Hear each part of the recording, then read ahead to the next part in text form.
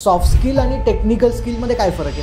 ही IIT पवईच्या मुलानं आत्महत्या केली कारण त्याला दुसऱ्या दिवशी प्रोजेक्ट पेपर सबमिट करायचे होते आणि आदल्या रात्री कोणीतरी रूमवरून ते गायब केले होते. अशाबद्दल तुमचं काय म्हणणं आहे? काम बोलतं का बोलावं लागतं? आता तुम्ही ज्या पद्धतीने म्हणता की काम ही बोलेगा असं कोणाचं ॲटिट्यूड असतं, पण तुमचं काम सुद्धा तुम्हाला त्या बोर्ड मीटिंग मध्ये किंवा तुमची जी कोणती महत्वाची मीटिंग असेल त्यामध्ये प्रेझेंट करावं लागतं ना. आणि बेसिकली स्वतःसाठी म्हणून हे सगळं मॅनेज करत असताना आपल्याला स्ट्रेस मॅनेज करता आला पाहिजे, टाइम मॅनेज करता आला पाहिजे. की इंटेलिजंट तुम्ही कितीही असा, पण तुमच्या यशामध्ये तुमच्या इंटेलिजन्सचा वाटा 15 ओनली, पण 85% हे कम्प्लिटली इमोशनल क्वेश्चनवर आहे. काही IAS IPS ऑफिसर्स IAS होणं IPS होणं, पण त्या ठिकाणी गेल्यानंतर सुद्धा IAS टॉपची रँक आहे, ते सुद्धा लोक आत्महत्या करतात ना. आजच्या जगातला वर्ड जाऊ द्या, आज इन्फ्लुएन्सर म्हणजे इंस्टाग्रामचे रील्स बनवणारे लोक ते झाले. पण इन्फ्लुएन्सर म्हणजे लिडरशिप मधला इन्फ्लुएन्सर. म्हणजे स्टीव्ह जॉब्स स्वतः म्हणायचं ना की माझे प्रोडक्ट इतके कमी आहेत की टेबलवर जरी ठेवलं तरी टेबल पण भरणार नाही. पण आज त्याची व्हॅल्यू काय आहे? सॉफ्ट स्किल जर एखाद्या व्यक्तीमध्ये नसेल, मिसिंग असेल, तर तो व्यक्ती लीडर होऊ शकतो का? 6 पुस्तकं मॅमने लिहिलेली आहेत, तर आधी सॉफ्ट स्किलचं पुस्तक मी काढतो. इंग्लिश बोलणं म्हणजे सॉफ्ट स्किल असं ॲब्सोल्युटली नाहीच म्हणता येत आपल्याला. हवं तर असं म्हणता येऊ शकतं की आतापर्यंत मातृभाषेमध्ये मला छान एक्सप्रेस करता येत होतं.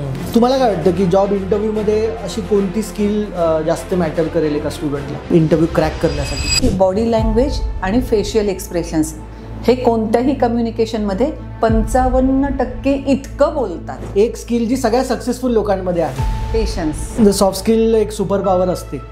नेटवर्किंग करत असताना सॉफ्ट स्किलचा काय रोल आहे? त्यांना अनुभव आमच्यापेक्षा जास्त असतो ना प्रशासनातला. येस.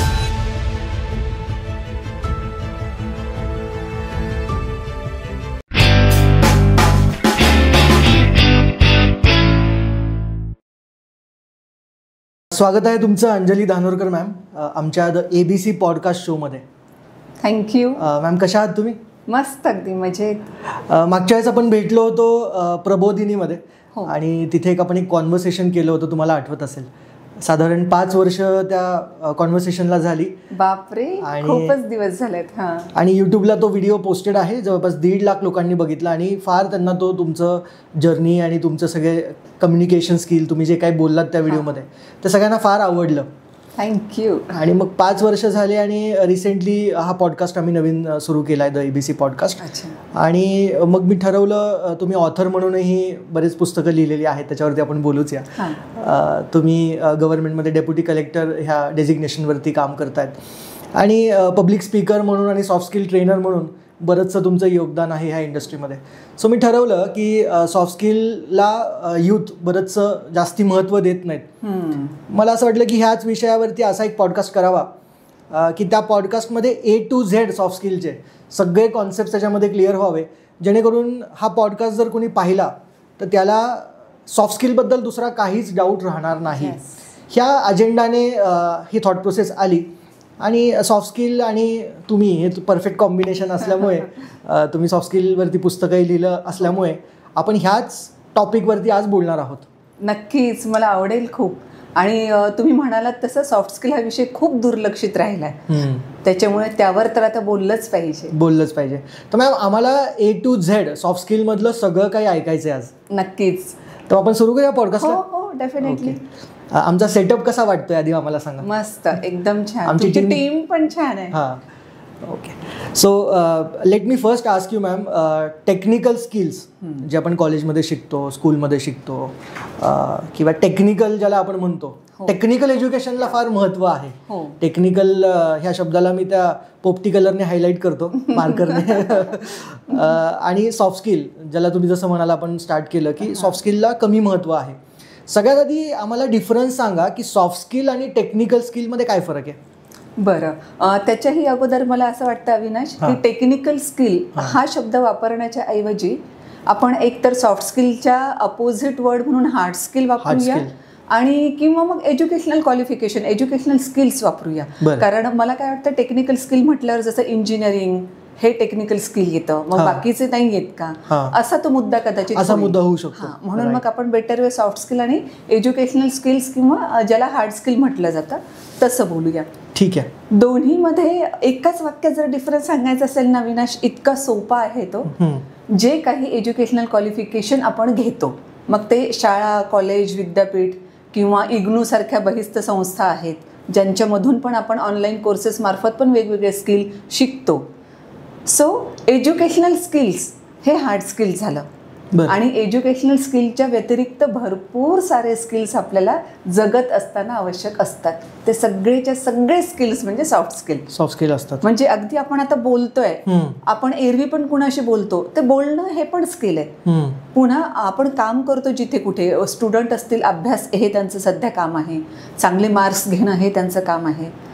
तर अशा रीतीनं कोणतंही काम करत असताना स्ट्रेस न घेता करणं, सो स्ट्रेस मॅनेजमेंट हे पण स्किल आहे. आणि असे भरपूर स्किल्स लागतात, ते सगळे सॉफ्ट स्किलमध्ये येतात. तर त्याची एक अम्ब्रेला म्हणून ते पुस्तक जे तुम्ही लिहिलंय त्याच्यामध्ये हे सगळं कव्हर केलेलं आहे का? सगळंच्या सगळं नाही, पण बेसिकली सॉफ्ट स्किलचं एक इंट्रोडक्शन दिलं, जसं आपण आता बोलत आहोत की सॉफ्ट स्किल का गरजेचं आहे आणि नेमकं सॉफ्ट स्किल म्हणजे काय आहे. आणि नंतर असे काही सॉफ्ट स्किल घेतले की जे रुटीनसाठी आपल्याला खूप महत्वाचे ठरतात.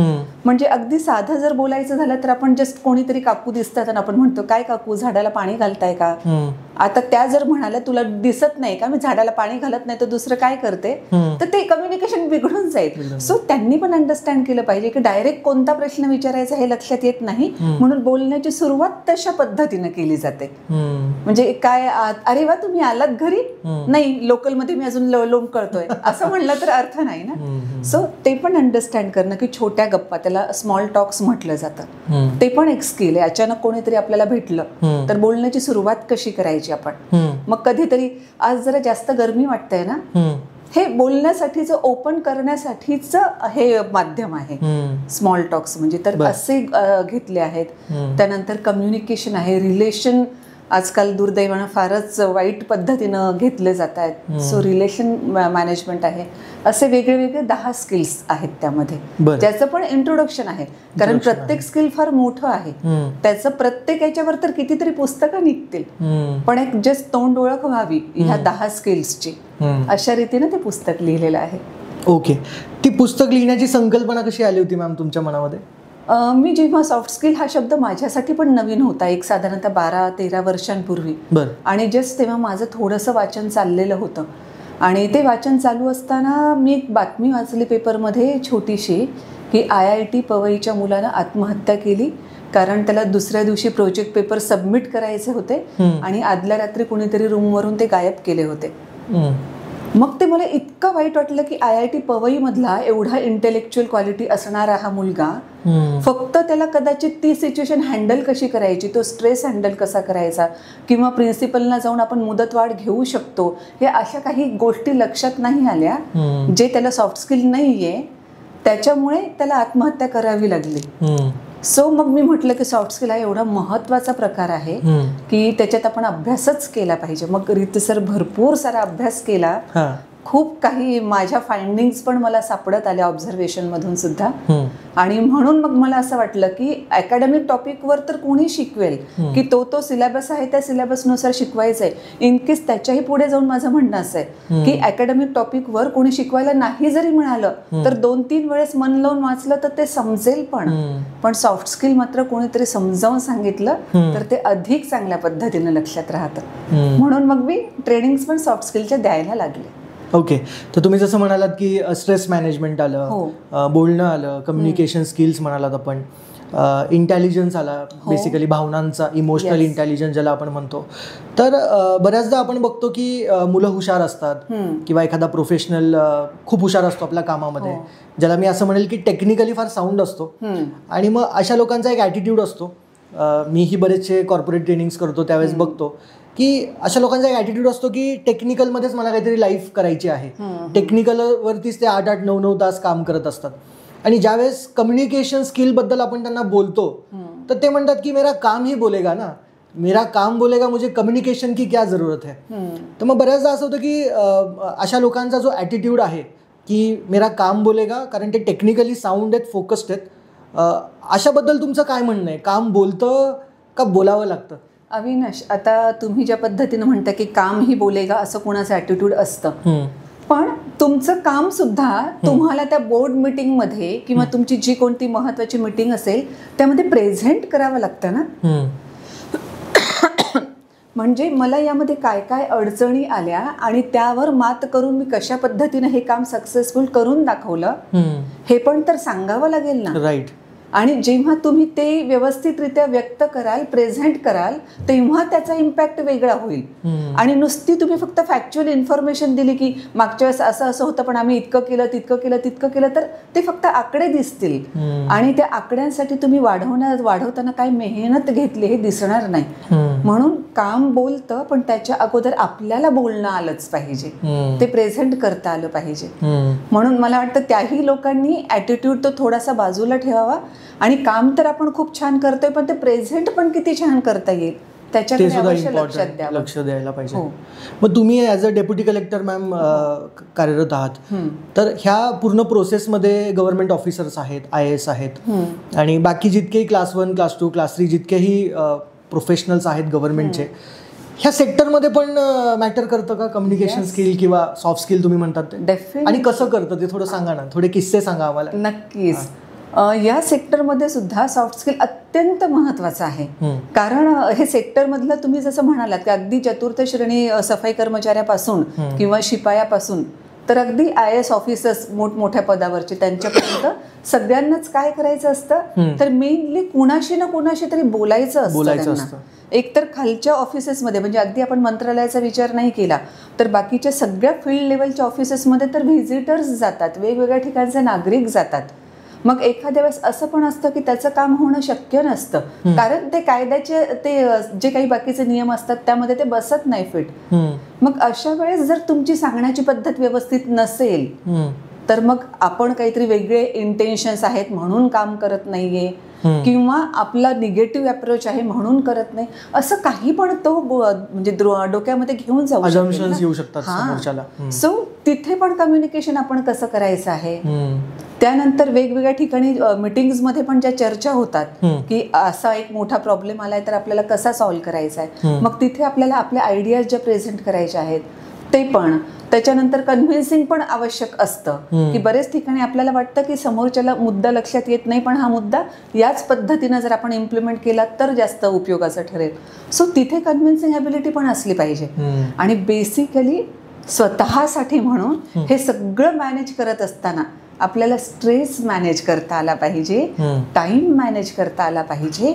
आणि बरेचदा मी असं पण बघते की ऑफिसमधल्याच कामामध्ये इतकं झोकून दिलं जातं की फॅमिलीकडे दुर्लक्ष होतं आणि मग तिथून वेगळे फॅमिलीचे क्लॅशेस सुरू होतात.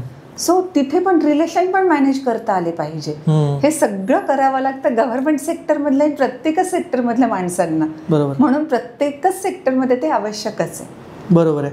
तर असेही तुम्ही जसं म्हणालात असेही बरेच अधिकारी असतील की because of lack of communication skill किंवा सॉफ्ट स्किलमुळे थोडे मागे राहत असतील किंवा एक जसं तुम्ही म्हणालात की पर्सनॅलिटीचं एक अझम्पशन तयार होत असेल की हे असे आहेत पण मुळात ते तसे नसतात, असंही होतं असं तुम्हाला म्हणायचं? येस, डेफिनेटली तसं होतं. आणि बरेचदा मला हे पण जाणवलं ना की त्या ऑफिसर्सना सुद्धा जाणवत असतं की आपल्याला ज्या पद्धतीनं प्रेझेंट करायचे काम त्या पद्धतीनं प्रेझेंट नाही होते आपलं, किंवा मला त्याला हे सांगायचं होतं पण त्याला समजत नाहीये असं यांना वाटतं. तर बेसिकली तिथे तेच आहे की तुम्हाला व्यवस्थित त्याच्या लेवलवर जाऊन त्याला समजेल त्या पद्धतीनं सांगता येत नाहीये ना.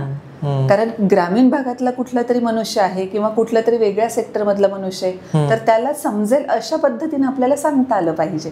ते त्यांनाही जाणवतं की आपल्याला हे येत नाही, हे लक्षात येतं. बऱ्याचदा आता आपण कम्युनिकेशन स्किलवरती बोलतोय, स्ट्रेस मॅनेजमेंट, रिलेशनशिप मॅनेजमेंटवरती आपण बोललात.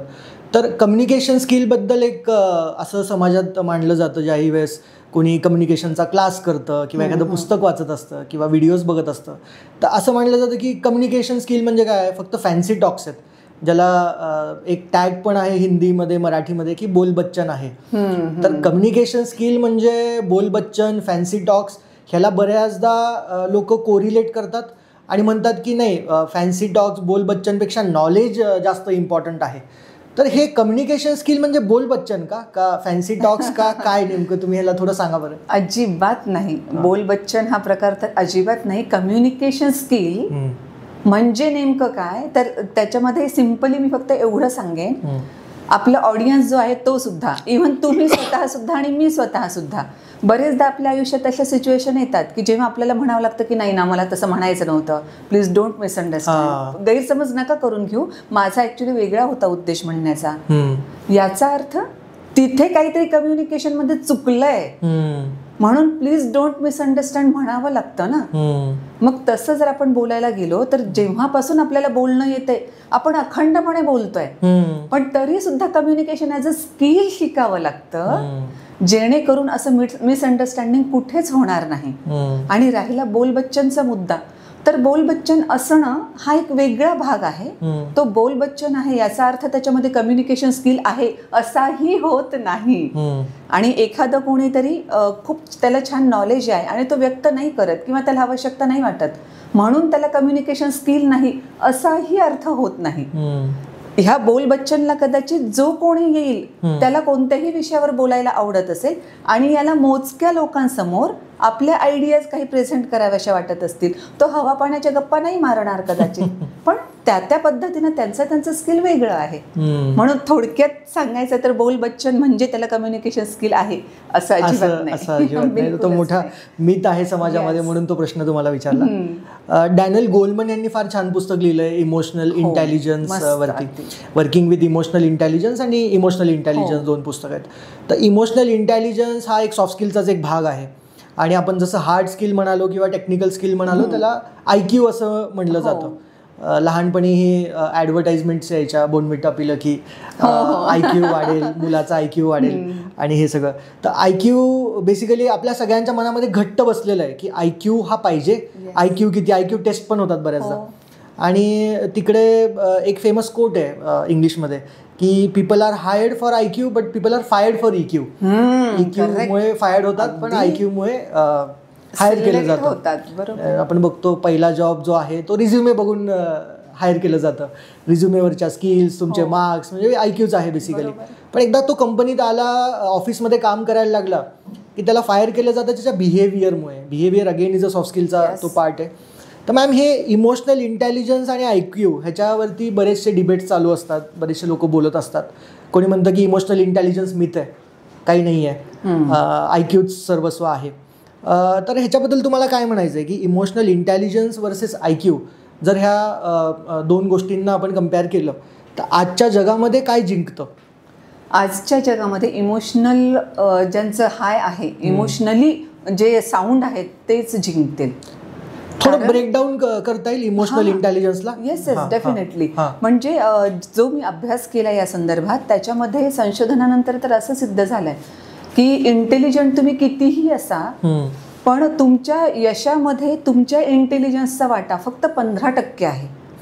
15 ओनली. म्हणजे आपण जे सगळ्यांना म्हणतो ना किती टक्के मार्क पडले, किती टक्के मार्क पडले, ते फक्त 15% आहे त्याच्या आयुष्याच्या यशात. पण 85% हे कम्प्लिटली इमोशनल कोशंटवर आहे. जे मी म्हणाले IITच्या मुलाचं उदाहरण देताना, IIT पवई सारख्या ठिकाणी नंबर लागला. इंटेलिजन्स त्याचा खूप छान आहे पण त्याला जगात वावरायचं कसं किंवा असं जर काही झालं आपल्यासोबत तर त्याला टॅकल कसं करायचं हे नाही समजलं ना. इतकं कशाला. तुम्ही पण त्या बातम्या कदाचित वाचल्या असतील की काही IAS IPS ऑफिसर्स, IAS होणं IPS होणं कितीतरी जणांचं एम आहे, बरोबर? राईट. पण त्या ठिकाणी गेल्यानंतर सुद्धा IAS टॉपची रँक आहे, ते सुद्धा लोक आत्महत्या करतात ना. सो ते का आत्महत्या करतात? त्यांना ते सगळं सिच्युएशन हँडलिंग इमोशनली कुठेतरी अवघड जातं ना. किंवा आपण कोरोनाच्या काळातही बघितलं की ज्यांचे जॉब्स गेले तर त्यांना असं वाटलं की आता आयुष्यात काहीच राहिलं नाही आणि त्यांनी आत्महत्या केल्या धडाधड. तर ते नाहीये ना तसं. राईट. इमोशनली जर आपण साऊंड असू तर आपण जे म्हणजे आपल्याकडे म्हण आहे, लाथ मारेन तिथे पाणी काढेन, कशीही सिच्युएशन असू देत मला व्यवस्थित करता येणार आहे. हा कॉन्फिडन्स, ते इमोशनल कोशंट आपला साऊंड असेल तर छान येतो. म्हणून इमोशनलीच आपण साऊंड असणं गरजेचं आहे. Yes definitely. इव्हन मी हे पण म्हणते ना की संत गाडगे बाबा ज्ञानेश्वर महाराज वगैरे वगैरे असे कितीतरी वेगवेगळ्या क्षेत्रातले नाव देता येतील. त्यांचं जर बघितलं तर टेक्निकल स्किल किंवा हार्ड स्किल काय आहे, पण त्यांच्यावर PhD केली जाते ना. म्हणजे संत गाडगे बाबा तर निरक्षर, पण आज त्यांच्यावर PhD होते का? कारण त्यांचा इमोशनल कोशंट खूप छान होता. त्यांनी ज्या पद्धतीनं समाजाला एकत्रित आणण्याचा प्रयत्न केला, त्यांच्यात काही भावना रुजवण्याचा प्रयत्न केला, त्या अँगलने ते खूप मोठे होते. माझं वैयक्तिक मत असं आहे की एक वेळ आपल्याला हार्ड स्किल जास्त मिळालेलं नसेल किंवा जास्त आपल्याला शिकता आलं नाही किंवा अजिबातच शिकता आलं नाही असं असेल, तरी सुद्धा इमोशनल कोशंट आपलं खूप छान असेल, इमोशनली आपण साऊंड असू, तर फार व्यवस्थितरित्या आपण छान जगू शकतो. म्हणजे फक्त सर्व्हाइव्ह करू शकतो याच्याही पेक्षा यशस्वी पण होऊ शकतो. म्हणून आपल्याला कितीतरी निरक्षर पण दिसतात ना, जे राजकारणात पण यशस्वी झाले, बिझनेसमध्ये यशस्वी झाले, किंवा त्यांनी स्वतः असं काही केलं की जे कोणताही साक्षर मनुष्य किंवा खूप शिकलेला मनुष्य कदाचित करू शकला नसता. पुन्हा in a nutshell emotionally sound असणं जास्त महत्त्वाचं. 85% त्यालाच महत्त्व आहे. आणि तुम्ही म्हणाल तसं 15% ओनली मॅटर्स IQ. पण मग हे इतकं इम्पॉर्टंट आहे तर हे समजायला वेळ का लागतो? थोडा आउट ऑफ द बॉक्स तुम्हाला प्रश्न विचारतोय. एवढा उशीर का लागतो मॅम आपल्याला हे लक्षात यायला की हे खरंच महत्वाचं आहे? तुम्ही असाल किंवा मलाही फार उशिरा कळालं लाईफमध्ये. बेसिकली ना अविनाश, हार्ड स्किलचा पुन्हा आपण जर विचार केला ना तर वर्षानुवर्ष पिढ्यानपिढ्या हार्ड स्किल चालू आहे ना. म्हणजे जेव्हा CBSE ICSE असे पॅटर्न्स कोणतेच नव्हते तेव्हाही गुरुकुल पद्धती होती, हार्ड स्किल पुढे पुढे जात होतं. सो पिढ्यानपिढ्या आपल्या डोक्यामध्ये हार्ड स्किल महत्वाचं आहे हेच येत गेलं. मग नंतर कुठेतरी तुमच्या कॉर्पोरेट सेक्टरलाच क्रेडिट जातं त्याचं की 1991ला कॉर्पोरेट सेक्टर नाही, ते इंटेलेक्च्युअली खूप चांगले लोक हायर करत होते, पण रिझल्ट जसे पाहिजे तसे मिळत नव्हते. म्हणून HRने जे काही केलं, म्हणजे HRला तेव्हा काही वेगळं म्हणत असतील कदाचित, पण त्याच्यामध्ये असं आलं की आपले एम्प्लॉईज इंटेलेक्च्युअली खूप हुशार आहे पण काहीतरी मिसिंग आहे. मग काय मिसिंग आहे तर मनुष्य खूप हुशार आहे पण त्याला लिडरशिप जमत नाही. मनुष्य खूप हुशार आहे पण त्याला टीम सोबत काम करणं जमत नाही. मनुष्य खूप हुशार आहे पण तो सगळ्यांना सोबत घेऊन त्यांना मोटिवेट करून कामाला लावू शकत नाही. ओके, सो हे सगळे स्किल्स आपल्याला आपल्या लोकांमध्ये द्यावे लागतील असं लक्षात आलं. आणि तिथून म्हणजे जर उदय सॉफ्ट स्किलचा 1991 मध्ये झालाय तर ते आपल्यापर्यंत पोहोचायला तर वेळ लागेलच ना. म्हणून मलाही फार वाईट वाटतं की आता मलाही कळालं 10-12 वर्षांपूर्वी, त्याच्या अगोदर कळालं असतं तर आता मी जिथे आहे त्याच्यापेक्षा फार कुठेतरी अधिक चांगल्या ठिकाणी असते. एक्झॅक्टली, म्हणूनच मी विचारलं कारण मलाही फार लेट कळालं की ह्याला महत्व आहे. आणि तुम्ही जेही टॉपिक सांगताय इमोशनल इंटेलिजन्स बद्दल किंवा सॉफ्ट स्किल बद्दल, माझं पूर्ण लक्ष क्रिकेटकडे जातं. मी क्रिकेटला कनेक्ट करायचा प्रयत्न करतो ह्या सगळ्या कॉन्टेक्स्टमध्ये. 2023ला आपण वर्ल्ड कप हारलो फायनलला जाऊन. रोहित शर्माने एक चुकीचा शॉट खेळून म्हणजे आपण जिंकता ती मॅच राहिलो आणि वर्ल्ड कप हारलो. आणि त्यानंतर मग 2024मध्ये आपण वर्ल्ड कप जिंकलो. तर दोन्हींच्या टीममध्ये कंपॅरिझन केलं तर तुम्ही म्हणलात तसं IQ जबरदस्त आहे, सगळे टेक्निकली साऊंडच क्रिकेटर्स आहेत म्हणून तर त्या लेवलला खेळत आहेत. पण जी चूक रोहित शर्माने त्या मॅचमध्ये केली, तोही बऱ्याच इंटरव्ह्यूजमध्ये नंतर बोलला. आणि मग मी त्याच्यावरती रिसर्च केला, इवन मी सुद्धा, की क्रिकेटर्सच्या लाईफमध्ये पण हे मॅटर करतं का? जसं तुम्ही म्हणाला स्पोर्ट्समध्ये करतं, हे करतं, तर सगळीकडे करतं. आणि म्हणून इंडियन क्रिकेट टीमसोबत आजकाल मेंटल वेलनेस कोच पण सोबत आहेत, जसं पॅडी उपटन म्हणून आहेत, तेही त्यांच्यासोबत असतात. बरं, आता कम्युनिकेशन स्किल्सबद्दल आपण बोलतोय मॅम. तुम्ही म्हणालात की 85% हे इम्पॉर्टंट आहे सॉफ्ट स्किल. तर आता ह्या सगळ्या चर्चांमध्ये बरेचसे इंट्रोवर्ड्स असतील, जो हा पॉडकास्ट बघत असतील, ते एकटे असताना तर फार बोलतात, आरशामध्ये बोलतात, एकटे कॉन्फिडंट असतात. पण ज्याही वेळेस दोघं तिघं समोर येतात किंवा पब्लिक स्पीकिंग ज्याला आपण म्हणू, 2 पेक्षा जास्त लोक समोर येतात, ते एकदम फार ते घाबरले जातात. आणि आपल्याला ऐकत असतील, तुम्हाला ऐकत असतील, तर मनातल्या मनात कुठेतरी म्हणत असतील सॉफ्ट स्किल माझ्यासाठी नाही आहे. त्यांना काय तुम्ही म्हणाल? सॉफ्ट स्किल प्रत्येकासाठी आहे. कुठलीच कॅटेगरी अशी नाही, कोणत्याही लेवलवर नाही की त्यांना नसलं सॉफ्ट स्किल तरी चालू शकेल म्हणून, अजिबात नाही. इव्हन यांच्यासाठी पण कशा पद्धतीनं ते मॅटर करू शकतं किंवा त्यांनी जर उपयोग करून घेतला सॉफ्ट स्किलचा तर आणखी ते पुढच्या लेवलवर कसे जाऊ शकतात. तर साधा मुद्दा सेल्फ टॉक आपला सतत चालू असतो. मग हा सेल्फ टॉक जर निगेटिव्ह असेल तर त्याला पॉझिटिव्हमध्ये कन्व्हर्ट करणं हे सुद्धा सॉफ्ट स्किल आहे. मग ते कसं करायचं आहे. त्याच्यानंतर आज मला दोघांसमोरच कसं तरी बोलताना थोडंसं म्हणजे आज मला दोघांसमोरच व्यवस्थित बोलता येईल, पण माझ्या प्रोफेशनची जर आवश्यकता असेल की मला जास्त जणांसमोर बोलायचं आहे तर ते डेव्हलप करता येईल. आणि त्याही पुढे कम्युनिकेशनच्याही व्यतिरिक्त बाकीचे सगळे सॉफ्ट स्किल आहेतच ना. कम्युनिकेशन हा माझ्याही दृष्टिकोनातून सॉफ्ट स्किलचा मी त्याला राजा म्हणते. राजा. येस, कारण कम्युनिकेशन तुमचं व्यवस्थित असेल तर तुम्ही रिलेशन व्यवस्थित ठेवू शकता, स्ट्रेस व्यवस्थित मॅनेज करू शकता. कारण स्ट्रेसमध्ये पण बरेचदा काय होतं, अनडिलिव्हर्ड कम्युनिकेशन असतं की एखादी त्याची गोष्ट आपल्याला खटकत असते पण सांगायची कशी, आणि मग ओगच ते त्याच्याबद्दलचा राग साचत जातो. सो तिथे पण तुम्ही ते अनडिलिव्हर्ड कम्युनिकेशन टॅक्टफुली करू शकलात, ज्याला कम्युनिकेशन स्किल म्हणतोय आपण, तर तिथे पण स्ट्रेस आपला येणार नाही आपल्याला. म्हणून माझ्या दृष्टिकोनातून तर तो राजा आहे. मग यांना सुद्धा बाकीचा स्ट्रेस न येऊ देण्यासाठी, किंवा कधी कधी मी इंट्रोवर्ट आहे ना, म्हणजे माझ्यात काहीतरी कमी आहे, किंवा तो बघा सगळ्यांशी किती छान पद्धतीने बोलतो. विशेषतः आपल्याला सिनेमामध्ये किंवा स्क्रीनवर पण असं दाखवलं जातं की एखादी छान पर्सनॅलिटी सगळ्याशी हाय हॅलो करत येते, एकदम एनर्जेटिक आहे, आणि सगळेजण त्याच्याकडे पण वाव अशा पद्धतीने त्यांचे एक्सप्रेशन झाले. ओके, तेच सुद्धा ठीक आहे, पण आपण इंट्रोवर्ट आहोत याचा अर्थ आपल्यात काही कमी असं नाही. आणि मग तिथे तर मुद्दा तिथून येतो की सेल्फ एस्टीम आणि सेल्फ रिस्पेक्ट माझा कायम असला पाहिजे. तो तेव्हा कायम राहील जेव्हा मी इमोशनली साऊंड असेल. पुन्हा आपल्याला त्या सॉफ्ट स्किल मध्येच यावं लागतं, त्याला पर्याय नाहीच दुसरा. आणि मग सेल्समध्ये बरेच जणांचं एक कन्सेप्शन आहे की मी बोललो आणि मग कस्टमरला बाटलीत उतरवलं, असे काहीतरी शब्द असतात की सेल्समध्ये पण जे लोक काम करत असतात त्यांच्या ट्रेनिंग्स मी बघतो, तर बरेचसे ट्रेनर्स पण चुकीची इन्फॉर्मेशन देतात. म्हणतात की सेल्समध्ये बोलता आलं पाहिजे, सेल्समध्ये तुम्हाला समोरच्याला हेच करता आलं पाहिजे.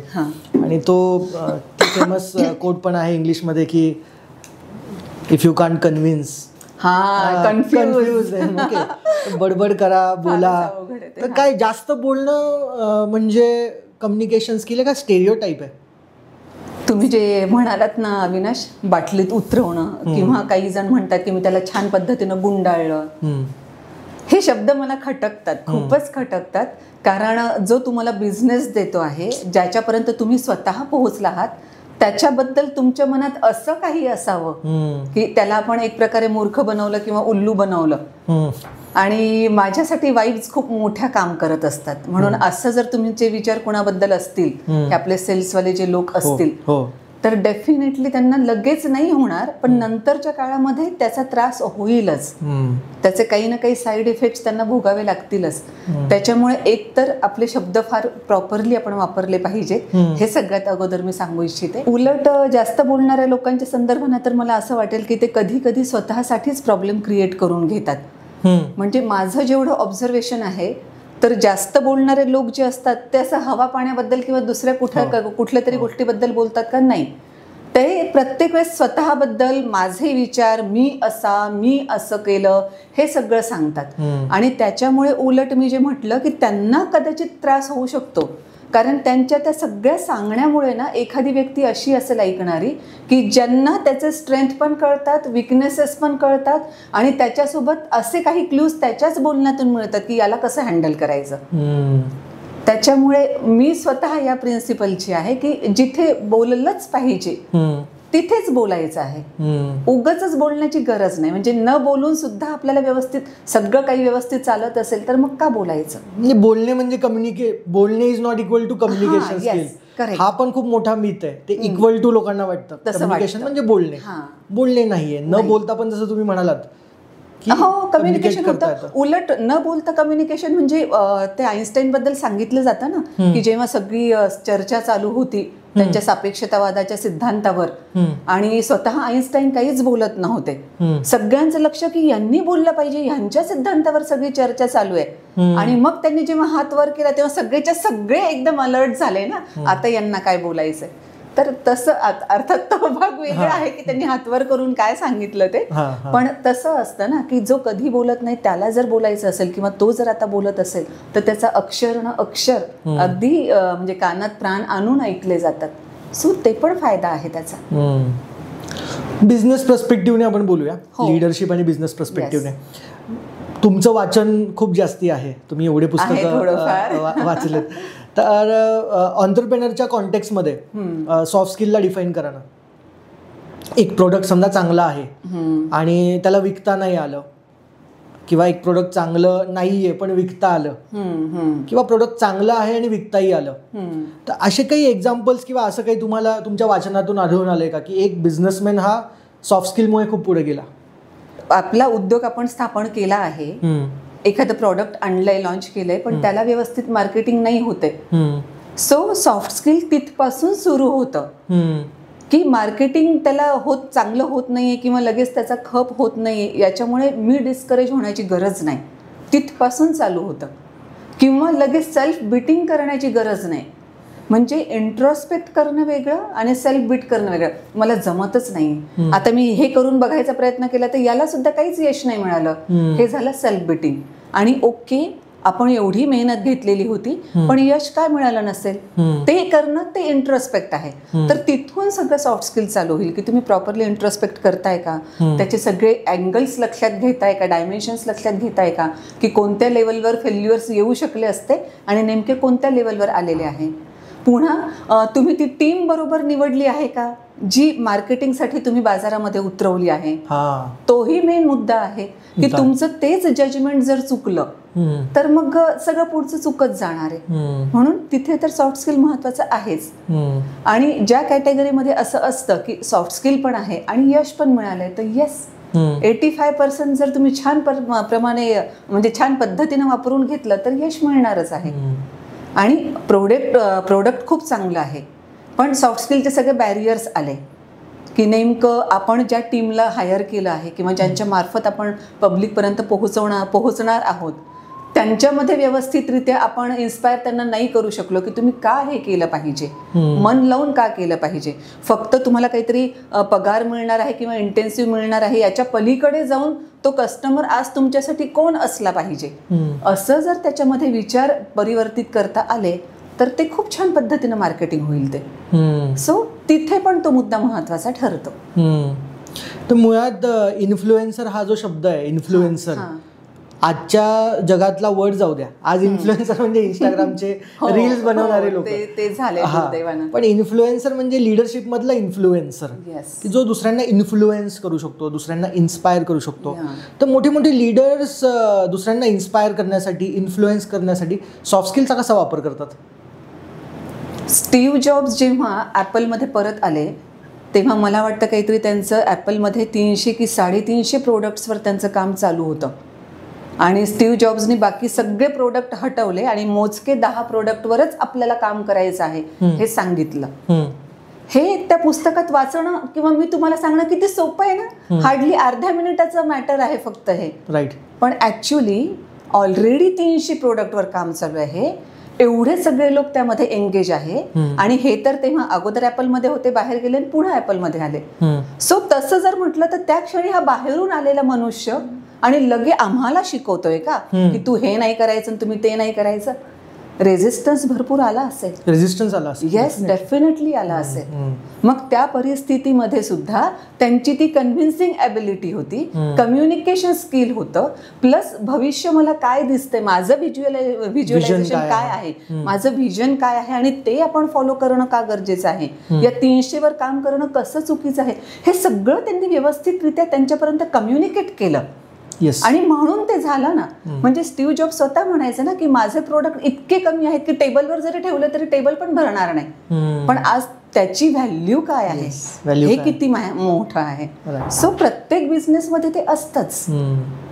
आणि खूप छान सांगितलं तुम्ही की ज्याही वेळेस एखादा लीडर नवीन काही कॉन्सेप्ट घेऊन येतो किंवा नवीन काहीतरी सांगायचा, चेंज करायचा प्रयत्न करतो कंपनीमध्ये, तर रेझिस्टन्स येतो. तर त्या रेझिस्टन्समध्ये लीडर कसे इन्स्पायर करतात आपल्या टीमला, कसं समजावून सांगतात की हे आपल्या विजनला कसं फायदेशीर आहे आज करणं.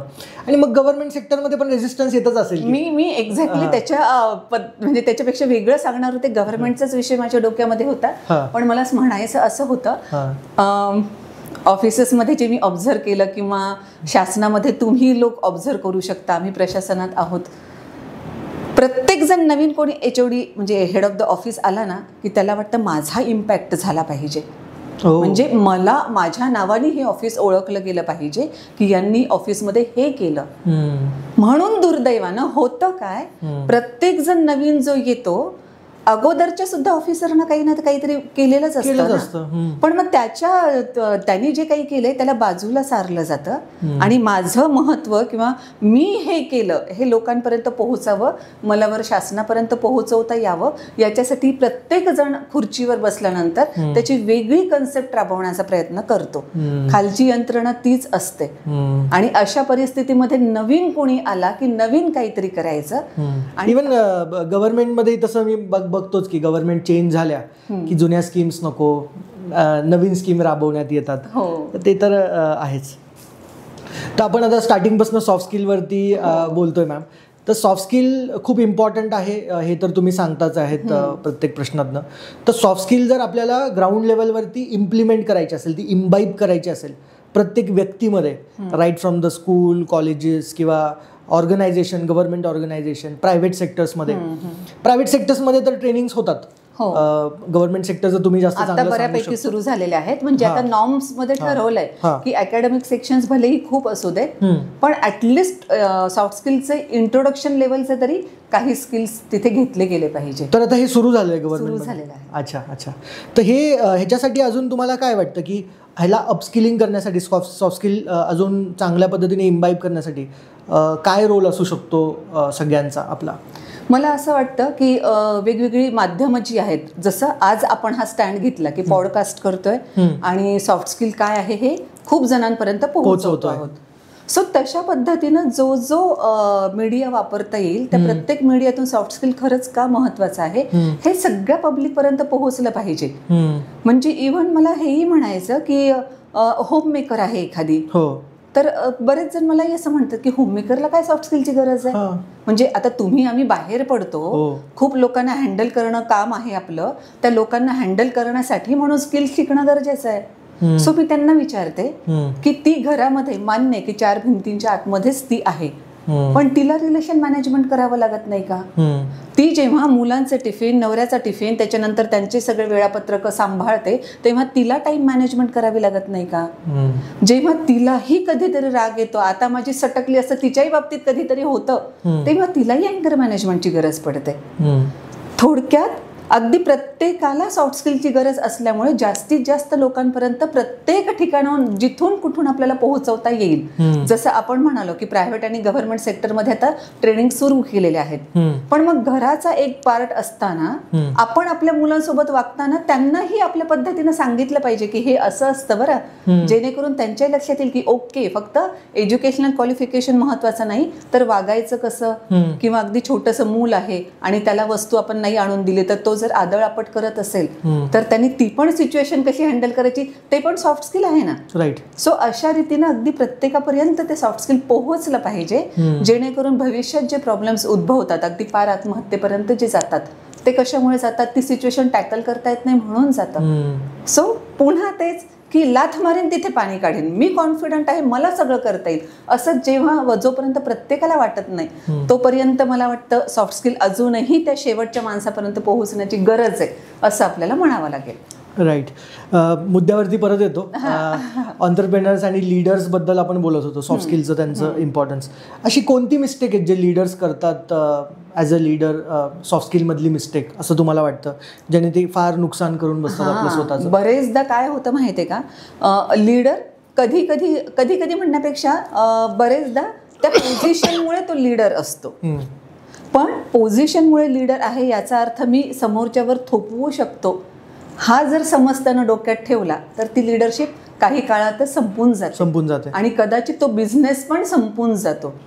त्याच्यामुळे जरी आपल्याला पदानी अधिकार दिलेले आहे लिडरशिप गाजवण्याचे, तरी सुद्धा प्रत्येकाला व्यवस्थितरित्या आपल्याला ऍज अ टीम वर्क म्हणूनच घेऊन चालायचं आहे.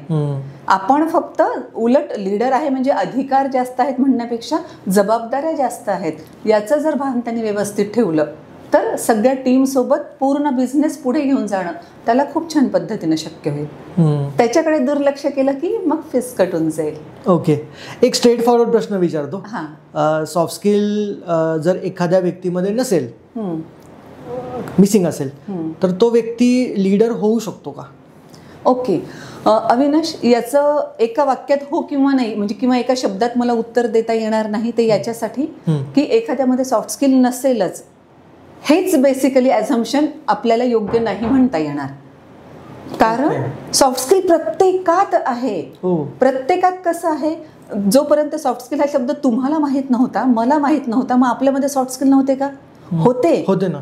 कारण सॉफ्ट स्किल आपल्याला, मी नेहमी म्हणत असते की 3 ट्रॅडिशनल वेज आहेत. यामध्ये मी डिटेल मुद्दाम सांगू इच्छिते. 3 ट्रॅडिशनल वेज आहेत ज्यामधून सॉफ्ट स्किल आपण ॲटोमॅटिकली शिकतो. म्हणजे मी आज गणिताचं पुस्तक समोर घेतलं आणि गणिताचा अभ्यास केला असं मी आज सॉफ्ट स्किल शिकले घरामधून असं सांगता येत नाही. पण ते शिकत असतो आपण. साधं उदाहरण, अगदी जॉईंट फॅमिलीचं उदाहरण मुद्दाम मी देते, ते समजायला जास्त सोपं आहे म्हणून. जॉईंट फॅमिलीमध्ये एखादं छोटं मूल आहे, त्याच्या नजरेतून बघा आता ते कसं सॉफ्ट स्किल शिकतं. एक तर ते ऑब्झर्व करतं की ते त्याच्याशी कसे वागतात, ते त्याच्याशी कसे वागतात. अच्छा, हे या सगळ्या मोठ्या आजी आहेत तर सगळेजण त्यांच्या पाया पडतात, म्हणजे मला पाया पडायचं असतं. ऑब्झर्वेशन मधून तो शिकतोय. त्याच्यानंतर एक्सपिरियन्सेस मधून, म्हणजे तो काहीतरी होतं आणि लगेच त्याला आजी सांगते, तुझी ती धाकटी बहीण आहे ना, तिच्याशी असं वागतात का, तुला समजत नाही का, तू असं वागायचं, तिची काळजी घ्यायची. त्याला अनुभव आला आणि त्याचं ते स्किल डेव्हलप झालं की माझ्या धाकट्या बहिणीशी मी रिलेशन कसे ठेवले पाहिजे. बरोबर. आणि आता तिसरं ट्रॅडिशनल जे आहे, हाच छोटा मुलगा मोठा होतो, त्याला आता पंख येतात, तो उमरा ओलांडून बाहेर जातो. आता तिथे त्याला सांगायला, गाईड करायला कोणी नाहीये. जसं पटकन आजी सांगायची, का रे बेटा तू नाराज दिसतोस, काय झालं सांग मला, आणि मग त्याला काहीतरी व्यवस्थित मन मोकळं झालं की सोल्युशन्स मिळायचे. आता उमऱ्याच्या बाहेर त्याला नाहीये. सो तिसरी कोणती मेथड आहे? Trial and error method. Trial and error. Yes. तो स्वतः शिकत राहतो. ओके, हा का नाही ऐकत, त्यानं तर छान ऐकलं माझं, तो पटकन राजी झाला, त्याला मी इझिली कन्व्हिन्स करू शकलो, पण ह्याला का नाही कन्व्हिन्स करतायत. मग तो ट्रायल अँड एरर मेथडने शिकत जातो की ओके, कन्व्हिन्स करण्याची ही सगळ्यात सोपी पद्धत आहे, किंवा ओके त्याला कन्व्हिन्स करायचं तर हा मार्ग आहे, याला कन्व्हिन्स करायचं तर हा मार्ग आहे. सो ह्या 3 ट्रॅडिशनल मेथड्स आहेत.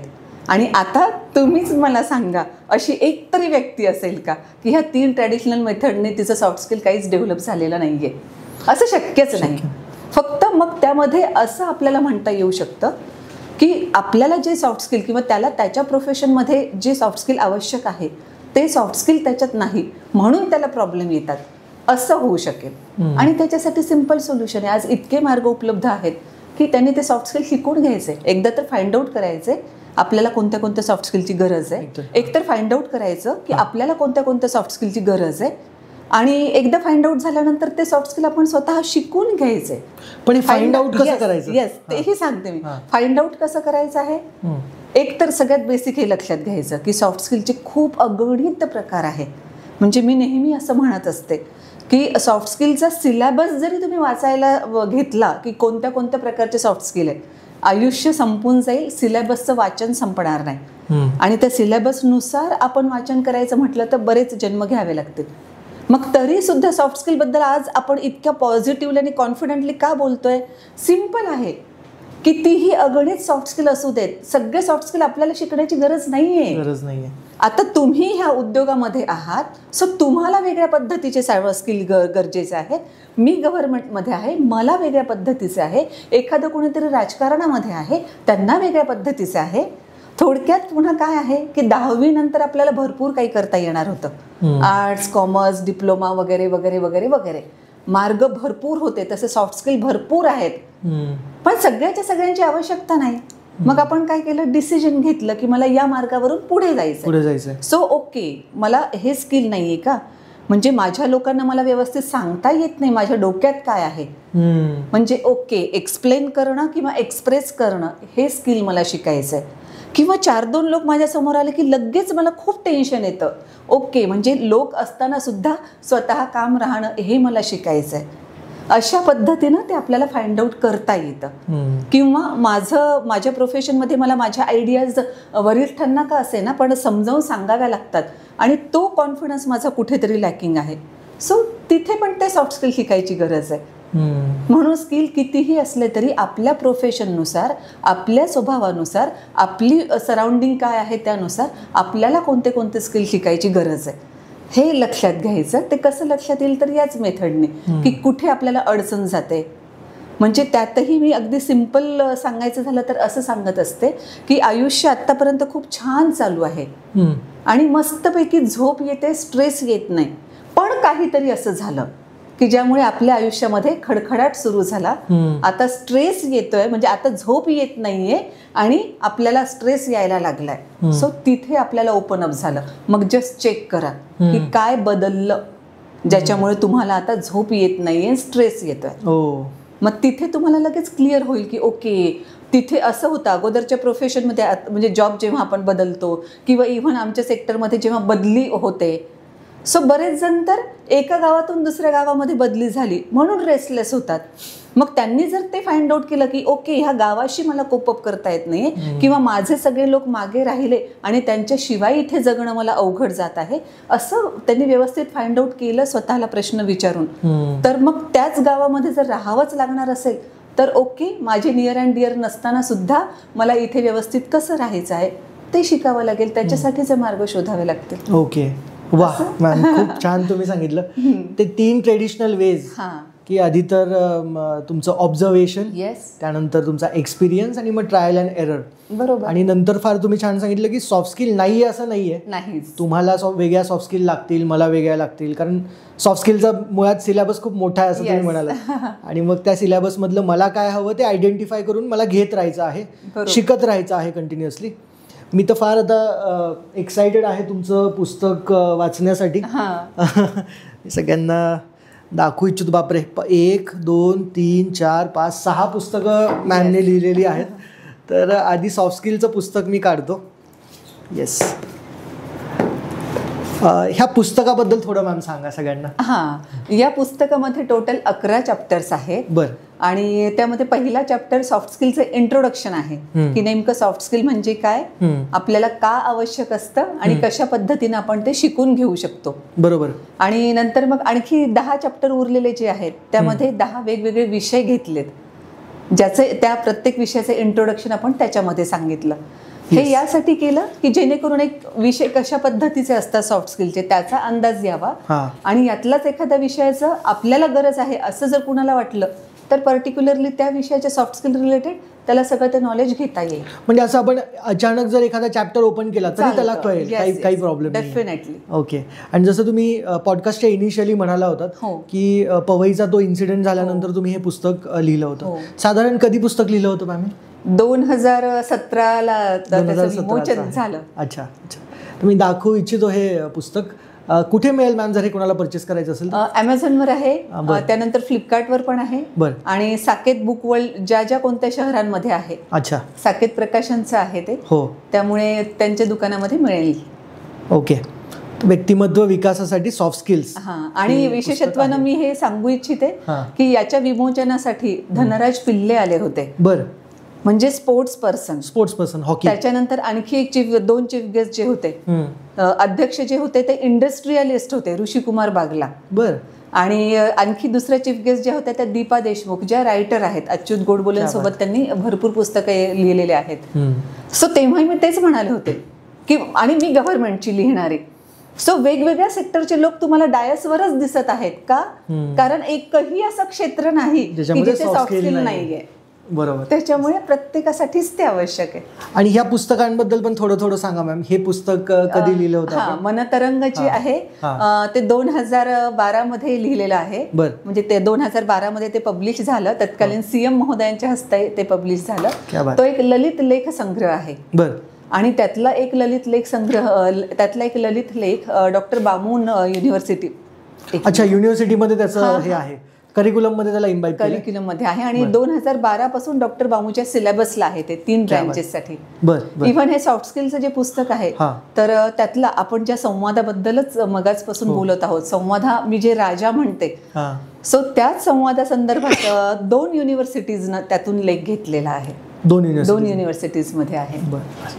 खूप प्राऊड मोमेंट आहे मॅम. आणि हे मला IAS व्हायचंय.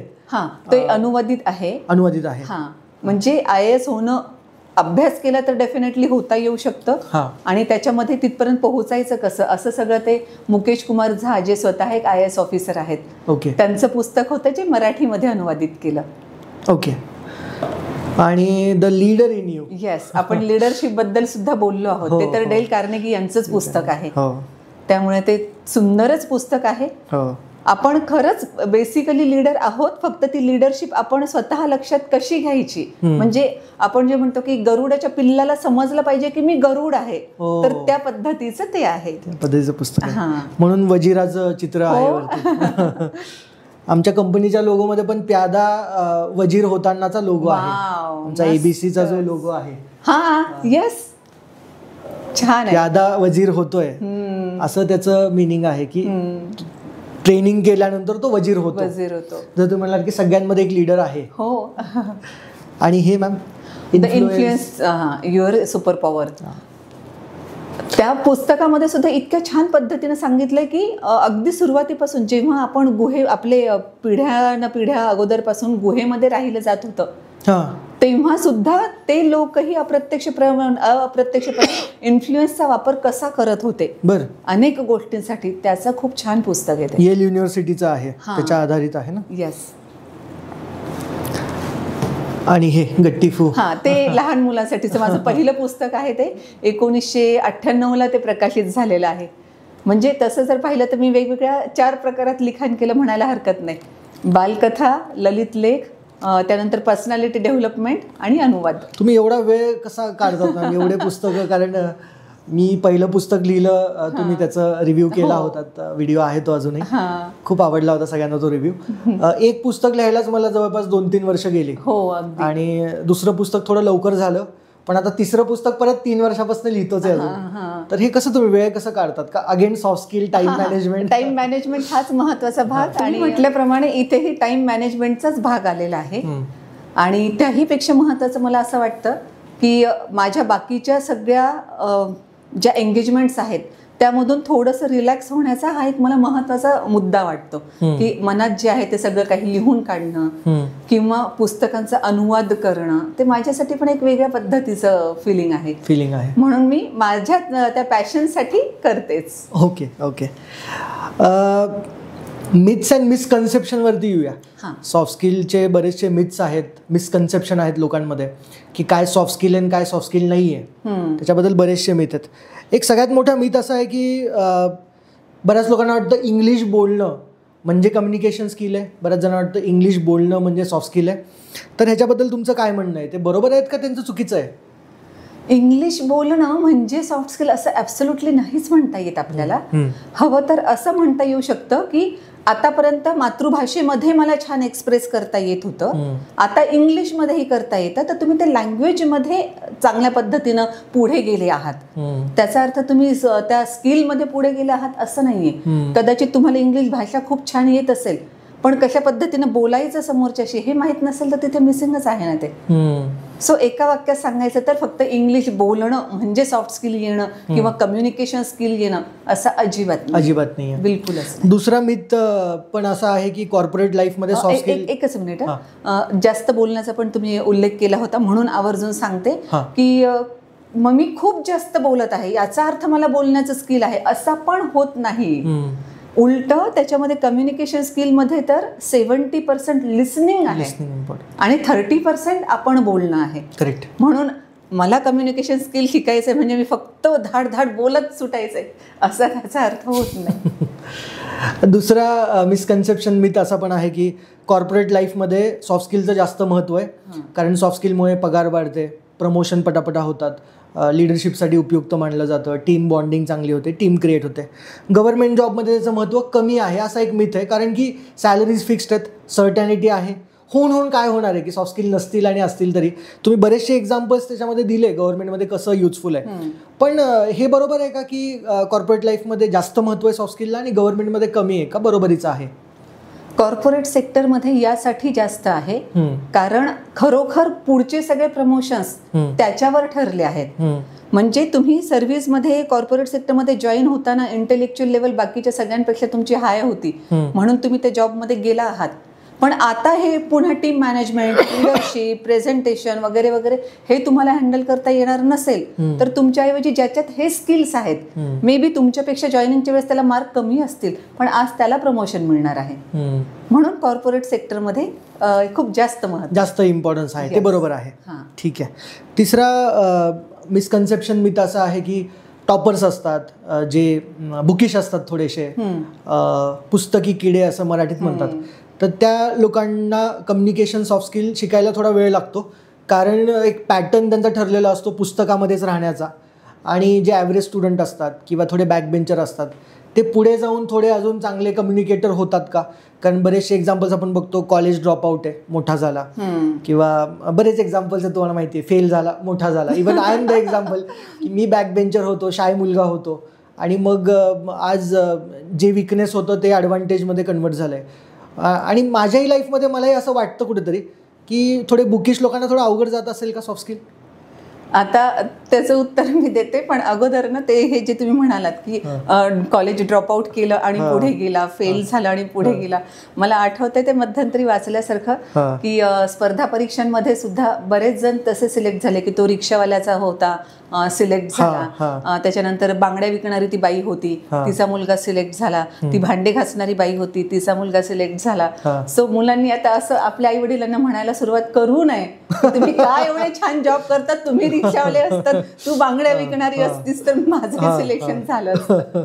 एनिवे जोक अपार्ट, पण पुन्हा मुद्दा तोच येईल ना अविनाश की हा जो बुकिश आहे पूर्णपणे तो पुस्तकामध्ये लक्ष देतोय, त्याला जर कम्युनिकेशन स्किलची आवश्यकता स्वतःसाठी वाटत नाही तर आपण इन्सिस्ट करणारे कोण की तू कम्युनिकेशन शिक म्हणणारे? त्याला जेवढ्या, एकतर तो बुकिश असेल, खूप कमी लोकांच्या संपर्कात राहणं असा त्याचा स्वतःचा स्वभाव असेल तर त्यांच्याशी रिलेशन व्यवस्थितरित्या ठेवण्यासाठी जेवढं कम्युनिकेशन आवश्यक आहे तेवढं तो करत असेल ना. म्हणून त्याला जर प्रॉब्लेम नाहीये स्वतःच्या कम्युनिकेशन स्किलशी तर नाही तुला आलंच पाहिजे, तू सगळ्यांसमोर पुन्हा तीच इमेज घेत की तो आला की सगळ्यांशी बोलायला लागला आणि हाय हॅलो करायला लागला वगैरे वगैरे, त्याची गरज नाही. As a part of ABC trainings, me he company चालवतो ना एबीसी ट्रेनिंग्स, ह्यामध्ये टेक्निकल ट्रेनिंग्स आम्ही प्रोव्हाइड करतो. द फ्युचर तुम्ही लॉन्चला आला होता त्याच्यामध्ये आम्ही सॉफ्ट स्किल आणि motivational kind of trainings provide करतो कॉर्पोरेट्सला. तर एबीसी ट्रेनिंग चालवल्यामुळे बऱ्याचशा कॉलेजेसमध्ये जाण्याचा योग येतो, डिग्री 3rd इयर 2nd इयरच्या मुलांना बोलण्याचा योग येतो. आता रिसेंटली मी सांगलीमध्ये होतो मॅम 8 दिवस, तर 8 दिवस सांगलीच्या बऱ्याच कॉलेजेसला मी गेलो, इन्क्लुडिंग वालचंद कॉलेज, तिकडे बुधगाव म्हणून आहे तिकडे काही कॉलेजेस, म्हणजे साधारण 8 दिवसामध्ये आम्ही 6-7 सेशन्स तिथे केले.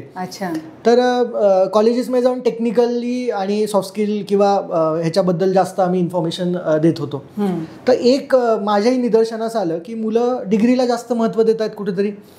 डिग्री, अटेंडन्स, असाइनमेंट्स जे कॉलेजच्या कॉन्टेक्स्टमध्ये इम्पॉर्टंट आहे, तर डिग्रीला खरंच इतकं महत्त्व का देत आहेत लोक? द्यावं डिग्रीला महत्त्व, मी त्याच्याबद्दल नाही बोलत आहे, पण मग सॉफ्ट स्किल कधी डेव्हलप होणार? कॉलेजमध्ये मी जसं तुम्हाला गाडीमध्ये येताना बोललो की सब्जेक्ट आहे त्यांना, सॉफ्ट स्किलचा सब्जेक्ट आहे, पण तो सब्जेक्ट कशासाठी आहे? बंक करण्यासाठी आहे, सुट्टी घेण्यासाठी आहे. सॉफ्ट स्किलचे टीचर जे येतात त्यांना रिस्पेक्ट कमी दिला जातो.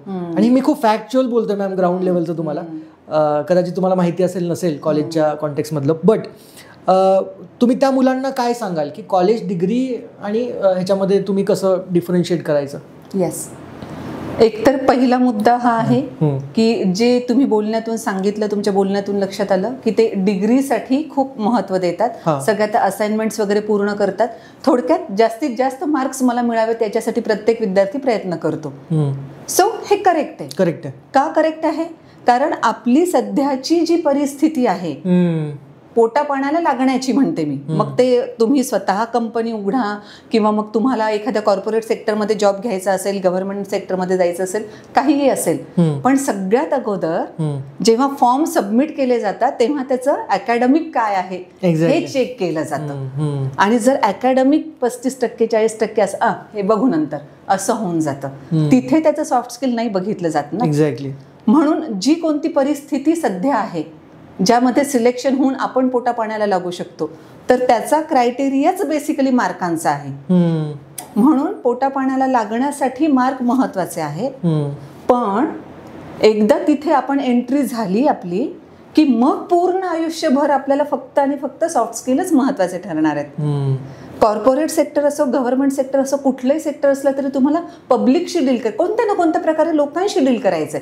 अगदी मी हे म्हणते की लोकांशी डील करणं प्रत्येक ठिकाणी कसं होतं की एखादा आपण कामगार लक्षात घेऊया, तो कारखान्यामध्ये काम करतो आणि 8 तास तो कम्प्लिटली फक्त त्या मशीन समोर असतो, मशीनशीच काम करतो. मग आता आपण असं म्हणणार का की त्याचं काम मशीनशी काम करण्याचं, मशीनचा सॉफ्ट स्किलचा काय संबंध आहे, त्याला सॉफ्ट स्किलची गरज नाही, असं नाही म्हणता येणार का? कारण तो जेव्हा बसनी कुठे जातो, कंडक्टरशी संबंध येतो, बाकीच्या लोकांशी संबंध येतो, समाजात राहतो, याचा अर्थ लोकांशी संबंध येतो. म्हणून प्रत्येक ठिकाणी त्या स्किलची गरज पडतेच.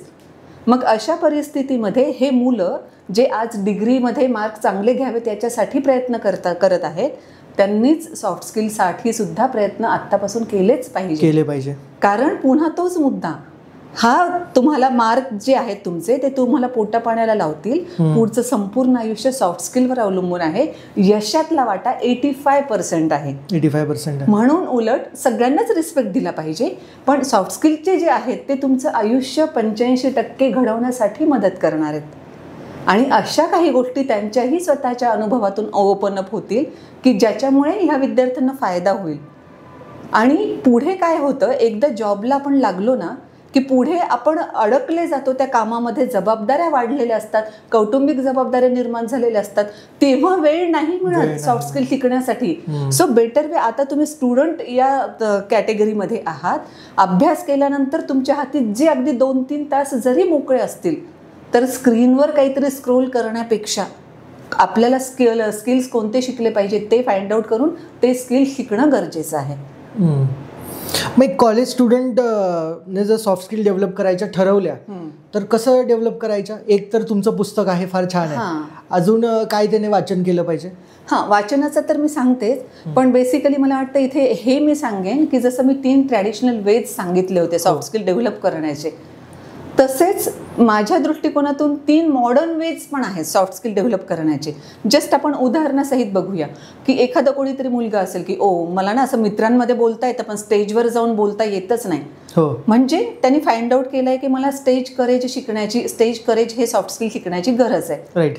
तर मॉडर्न 3 वेज आहेत त्याच्यासाठी. पहिलं जो वे आहे ते म्हणजे तुम्ही उल्लेख केला तसं पुस्तकं वाचता येतील. मग त्याच्यासाठी मग भरपूर पुस्तकं आहे. आणि मी जेवढं सॉफ्ट स्किलचा अभ्यास करताना जस्ट इंग्लिशमधल्या पण पुस्तकांवरून नजर फिरवली तर मी कॉन्फिडेंटली हे सांगू शकते की इंग्लिश पुस्तकांनी अगदी छोट्यातला छोटाही सॉफ्ट स्किलचा प्रकार कव्हर केलाय. बरं. आणि मराठीमध्ये सुद्धा आता खूप दर्जेदार पुस्तकं तयार होत आहेत. प्लस इंग्लिश पुस्तकांचे अनुवाद सुद्धा जे आहेत तेही खूप दर्जेदार येत आहेत. म्हणून आपल्या रिलेटेड जर ते पुस्तकं अवेलेबल असतील तर पुस्तकं त्यांनी वाचावेत, त्यातून शिकून घ्यावं. दुसरा त्याच्यामध्ये अजून मॉडर्न वे असा आहे की जरी आपल्याला कॉलेज किंवा विद्यापीठ दिसत नसले सध्या की सॉफ्ट स्किलचेच पूर्ण कॉलेज आहे वगैरे असं काही दिसत नसलं, लेट्स होप की भविष्यामध्ये ते पण येतील, कारण ते महत्त्वाचं आहे. 85% महत्त्व सगळ्यांनाच कळेल ते. पण आता सध्याच्या परिस्थितीत काय उपलब्ध आहे तर वेगवेगळे वर्कशॉप होतात, सेमिनार होतात, वेबिनार होतात. मग आपल्याला जे सॉफ्ट स्किल शिकायचे ते जर अशा कोणत्या प्रकारात कव्हर होत असेल तर आपण तिथे ऍडमिशन घेऊन रितसर शिकू शकतो टेक्निकली. राईट. आणि तिसरा महत्त्वाचा मॉडर्न वे असा आहे, मी म्हणते की जे म्हणतो आपण सगळं जग फिंगर टिप्सवर आलेलं आहे. जस्ट जाऊन गुगलवर सर्च करा ना की त्या खतरूड मित्राला कसं हँडल करायचं, खतरूड बॉसला कसं हँडल करायचं. भरपूर सारे वेज असतात. ChatGPTला विचारा. ChatGPTला विचारायचं. त्यानुसार मग आपल्याला तोही तिथे मार्ग लक्षात येतो की आपल्या सिच्युएशनला एवढ्या सगळ्या मार्गांपैकी कोणता मार्ग उपयोगाचा आहे. त्या पद्धतीने आपण सॉफ्ट स्किल शिकू शकतो. पण वाचणे, ऐकणे, बघणे, येस, 3 गोष्टी इम्पॉर्टंट आहेत. बरं, जॉब इंटरव्ह्यूजला मुलं फेस करतात कॉलेज डिग्री नंतर मोस्टली जॉब इंटरव्ह्यू. तुम्ही जसं म्हणालात, एकतर त्यांचे मार्क्स बघितले जातात, रेझ्युमे बघितला जातो, स्किल सेट बघितले जातात. एक नवीन कॉन्सेप्ट आहे HR राऊंड्स म्हणून, ज्याच्यामध्ये सॉफ्ट स्किल बघितले जातात. काही प्रश्न विचारले जातात त्यांना सॉफ्ट स्किल बद्दल. तुम्हाला काय वाटतं की जॉब इंटरव्ह्यूमध्ये अशी कोणती स्किल जास्त मॅटर करेल एका स्टुडंटला इंटरव्ह्यू क्रॅक करण्यासाठी? इंटरव्ह्यू क्रॅक करण्यासाठी सगळ्यांना सोबत घेऊन चालणं. कारण ते पद कोणत्याही पदावर त्याचं सिलेक्शन होऊ देत, पण अवतीभोवती सगळे असणार आहेत आणि त्यांना सोबत घेऊन चालणं हा भाग महत्त्वाचा ठरतो. म्हणून ते आवश्यकच आहे. आणि मग आता आजचे युथ तुम्ही बघतातच, सगळे युथ तुमचेही मुलं आहेत, मोठे झालेत आता, त्यांचे मित्र तुम्ही बघत असाल, सर्कल बघत असाल पूर्ण. आजकालच्या मुलांमध्ये सॉफ्ट स्किलमधला कोणता थ्रेट किंवा कॉम्पिटन्सी कमी आढळते असं वाटतं तुम्हाला, की जी डेव्हलप करण्याची गरज आहे? What is lacking in today's youth? दुर्दैवानं फक्त एक मुद्दा नाहीये, अनेक मुद्दे आहेत त्याच्यामध्ये. सगळ्यात पहिला मुद्दा मला असा वाटतो की पेशन्स लेवल त्यांच्यामध्ये ॲब्सोल्युटली नाहीये. आजी म्हणजे खूप खूप ऑलमोस्ट नथिंगच्या बरोबरीनं त्यांची पेशन्स लेवल आहे. आणि त्यांना जे हवं असतं ते आज आत्ता ताबडतोब या कॅटेगरीमध्ये असतं. मग ते यश असो का एखादी वस्तू असो का एखादी व्यक्तीचं आपल्या आयुष्यामध्ये येणं असो, काही का असेना, पण ते त्या पद्धतीनं राहतात. आणि प्लस मला वाटतं कुठेतरी स्वतःलाही अंडरस्टँड करण्यामध्ये ते कमी पडतात. म्हणजे मी असं वागत आहे, असं झालं की माझं डोकं सरकतं, सो का सरकतं, नेमकं तेव्हा काय होतं. आपण आता काय मला वाटतं की बाकीच्या सगळ्याच गोष्टींमध्ये इतकी गुरफटली ही पिढी की इंट्रोस्पेक्ट करणं, स्वतःमध्ये बघणं किंवा स्वतःशी मैत्री करणं हेच त्यांनी सोडून दिलंय. म्हणजे जगातल्या सगळ्यांशी मैत्री करायची असते, कनेक्टेड सगळ्यांशी राहायचं असतं, पण जो स्वतः आयुष्यभर आपल्यासोबत राहणारच आहे, बाकीचे तरी सोडून जातील वेगवेगळ्या कारणाने, पण आपण स्वतः आपल्यासोबत नेहमी राहणार आहोत.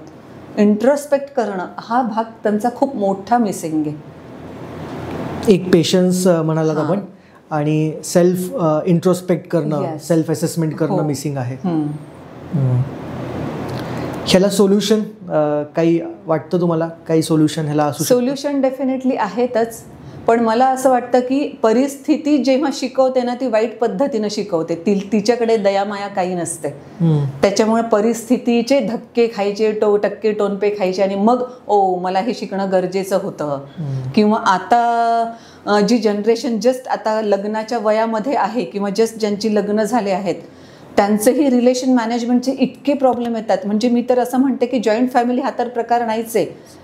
नंतर फक्त तिघांची फॅमिली, चौघांच्या ऐवजी तिघांची, आई वडील आणि मुलगा, ती एकत्र वेगळी फॅमिली झाली. आणि आता दुर्दैवानं नवरा बायको हे दोघं एकत्र राहिले तरी ती फॅमिली म्हणण्याची वेळ आली आहे. ते दोघं पण एकत्र राहतील का नाही गॅरंटी नाही. का? तिथे तोच मुद्दा येतो की आपल्याला समोरच्या बद्दल राग येतो, तर का राग येतो, आपण त्याला का कमी म्हणजे अंडरस्टँड का करून घेऊ शकत नाही. एम्पॅथी जी म्हणतो की समोरच्याची भावना समजावून घेणं व्यवस्थितरित्या, ते ॲब्सोल्युटली नाहीच आहे. आणि व्यक्तिवाद इतका वाढला की मला फक्त माझं सुख बघायचंय, माझं करिअर बघायचंय, माझी फायनान्शियल पोझिशन बघायची, वगैरे वगैरे, सगळं काही फक्त माझं बघायचंय. तर हे खूपच घातक आहे. कारण शेवटी जेव्हा आपण एकटे राहिलेलो असतो तेव्हा मग आपल्या मदतीसाठी सोबत कोणी नसतं. तर मॅम, जो प्रश्न मी मांडला होता की लॅकिंग काय, त्याच्यामध्ये तुम्ही एक सांगितलं की आजकालच्या मुलांमध्ये पेशन्स नाही आहे, आणि नंतर तुम्ही म्हणाल की सेल्फ असेसमेंट करत नाहीत, इंट्रोस्पेक्ट करत नाहीत स्वतःला की ते कोण आहेत, काय होतंय, काय मिसिंग आहे. तर द अनआन्सर्ड म्हणून असं एक रिसेंटली बुक मी हे पब्लिश केलं होतं, त्याच विषयाला धरून हे बुक पब्लिश केलं होतं. तर हे बुक म्हणजे बेसिकली पुस्तक नसून हे वर्कबुक आहे. ओके. तर ह्याच्यामध्ये प्रश्न विचारलेले आहेत आणि मग त्याचे उत्तरं तुम्हाला लिहायचे आहेत. तर जसं तुम्ही म्हणालात की सेल्फ टॉक करून आपल्याला ओळखता येतं, आणि तुम्ही फार छान म्हणालात की आपल्यालाच आपल्यासोबत आयुष्यभर राहायचं आहे, त्यामुळे आपल्याला ओळखणं फार इम्पॉर्टंट आहे. आणि हाच टॉपिकला घेऊन द अनआन्सर्ड असं हे पुस्तक मी पब्लिश केलं होतं. तर तुम्ही नुसतं इंडेक्स जरी बघितला तर मला फक्त एक फीडबॅक द्या की ह्याच्यामध्ये कुठला आता इंट्रोस्पेक्ट करायला कुठला विषय राहिलाय का.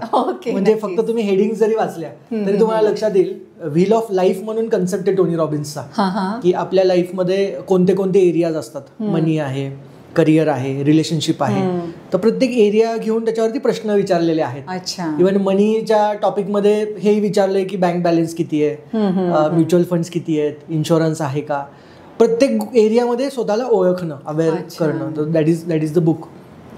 हो, social life, self awareness, work place, health, याच्यामध्ये आणखीन सब टॉपिक्स आहेत सगळे. हो, इमोशन्स फार महत्वाचं आहे ते. हो.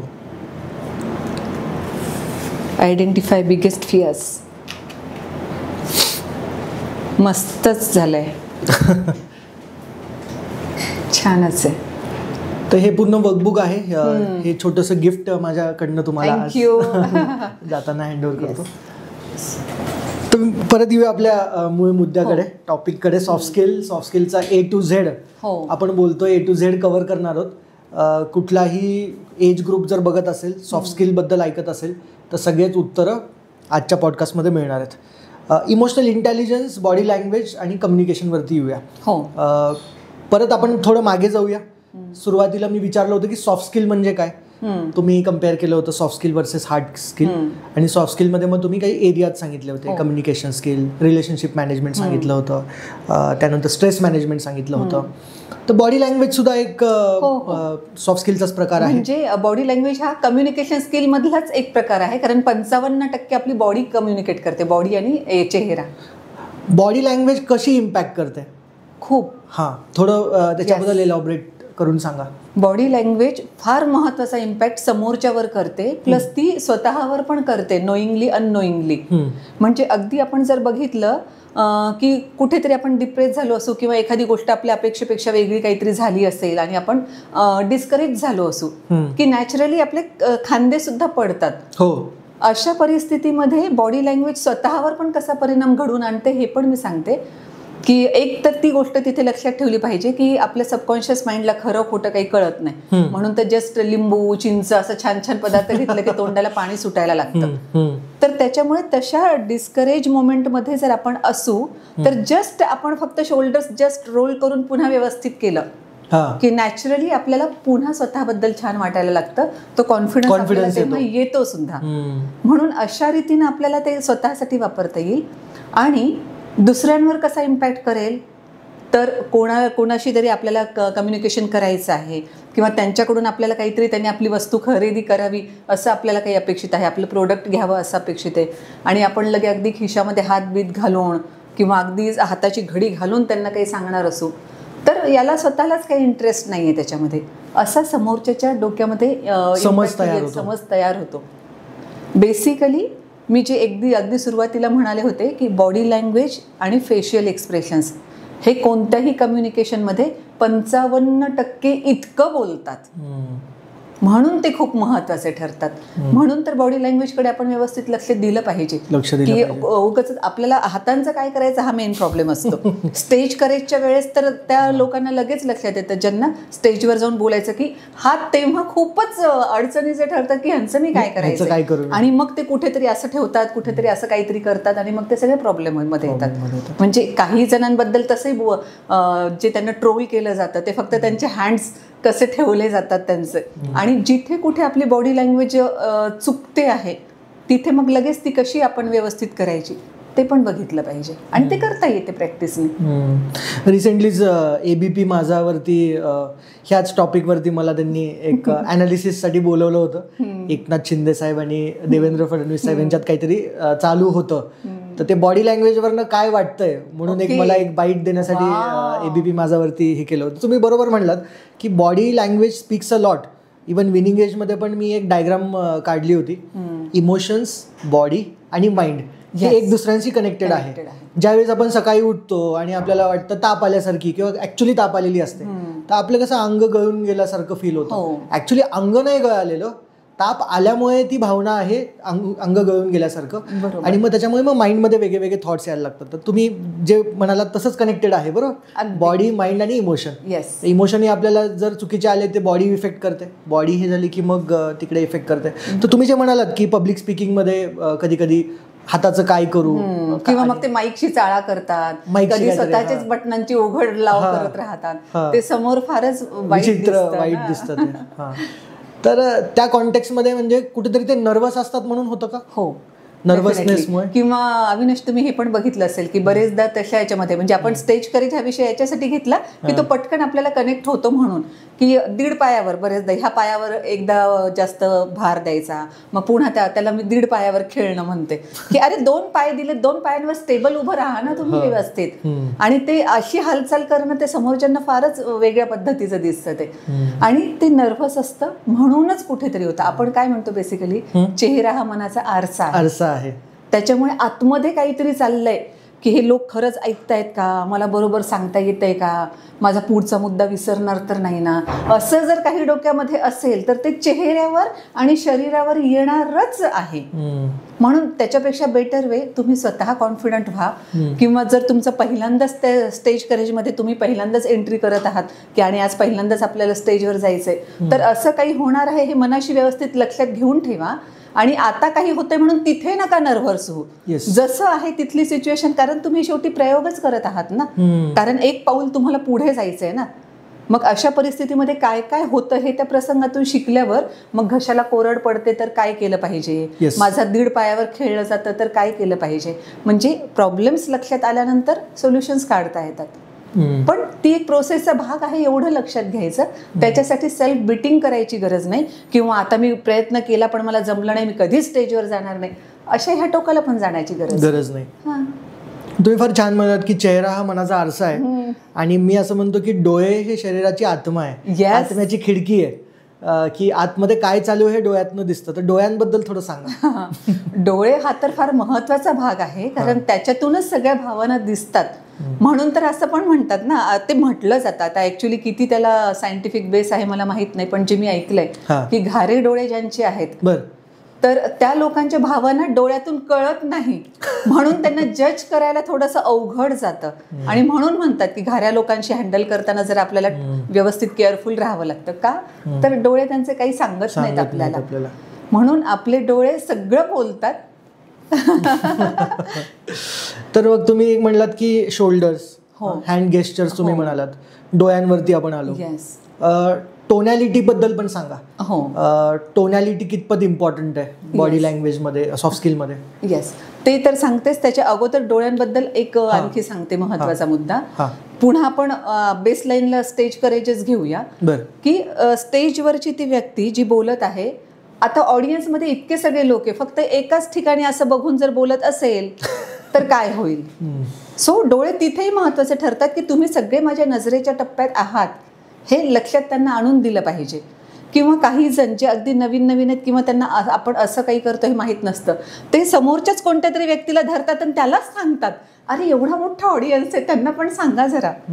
तर डोळे हे असे व्यवस्थितरित्या प्रत्येकाशी संपर्क साधण्यासाठीचे साधन आहेत तिथे, त्याच्यामध्ये कॉन्टॅक्ट प्रत्येकाशी केला पाहिजे. आणि नुसती नजर फिरवण्यापेक्षा एखाद्याकडे व्यवस्थितरित्या बघितलं पण पाहिजे, जेणेकरून कुणाशी तरी कनेक्टेड आहोत असं त्याला जेव्हा फील होतं की आपण त्या वक्त्याशी कनेक्टेड आहोत, तेव्हा त्याचा पण सेल्फ एस्टीम वाढतो ना मस्तपैकी. आणि आपल्याला तसंच वातावरण हवं असतं. आता आपण येऊया टोनॅलिटीवर, म्हणजे एकतर आपला पीच, आवाजातले चढ उतार वगैरे. जसं मी म्हणाले की फेशियल एक्सप्रेशन आणि बॉडी लँग्वेज यांचं कम्युनिकेशन मधलं महत्व 55% आहे. तसं ह्या टोनॅलिटी किंवा पीच वगैरे वगैरे जे काही आहे ना, त्याला ऑडिटोरी ही कन्सेप्ट आहे, तर ते 38% इतके महत्वाचे आहेत. आणि म्हणून तिथे पण तेच येतं की जर मनातल्या भावना जशा चेहऱ्यावर येतात ना, तसं मनात जे काही आहे ते येतं बरोबर आवाजामध्ये सुद्धा, त्या पीच मध्ये सुद्धा.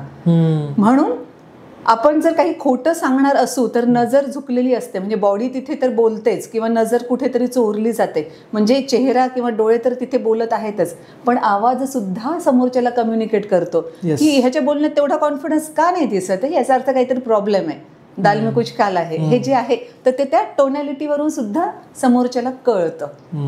म्हणून मग शेवटी बेसिकली मला काय म्हणायचं आहे की मनात जे आहे तेच सगळं बाहेर येऊ द्या, म्हणजे तुम्हाला बाकीचं आर्टिफिशियल काही करण्याची गरज पडणारच नाही. आणि नॅचरली त्या आपल्या मनातल्या फ्लो सोबत आपलं शरीर पण बोलतं, आपला आवाज बोलतो, आपला टोन बोलतो, सगळं बोलतं. म्हणजे सिंपल उदाहरण द्यायचं जर झालं, मी आमच्या प्रशासनातल्या लोकांना सांगताना म्हणत असते की मार्च एंडिंगला 100% टार्गेट कम्प्लीट झालं पाहिजे. आता डिसेंबर एंडिंगला 3च महिने आहेत आता मार्च एंडिंगला, आणि आता तुम्हाला तुमची मीटिंग चालू आहे.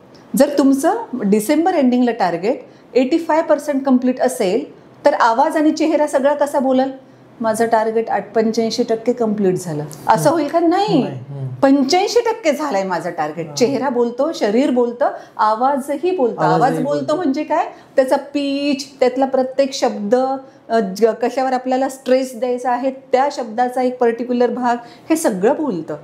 आणि जर डिसेंबर एंडिंगला 40% बसून मी 40% माझं टार्गेट कम्प्लीट झालंय असं म्हणणार का? अजिबातच नाही, कारण ते खूप कमी झालं, स्वतःला पण माहित आहे ना.